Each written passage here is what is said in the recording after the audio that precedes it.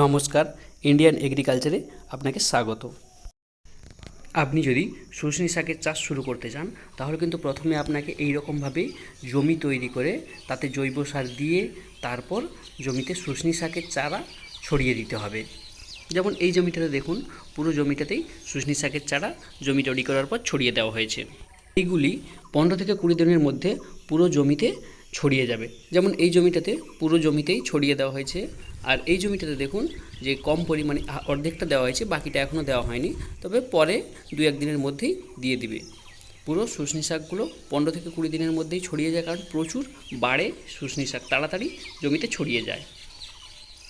ভিডিওটা যদি ভালো লেগে থাকে তাহলে চ্যানেলটাকে সাবস্ক্রাইব করে পাশে থাকতে ভুলবেন না। দেখা হচ্ছে পরবর্তী চাষ নিয়ে। সবাই ভালো থাকুন, সুস্থ থাকুন, সবাইকে ভালো রাখুন, আর সমস্ত চাষগুলোকে সায়েন্টিফিক পদ্ধতিতে এগিয়ে নিয়ে যেতে সাহায্য করুন।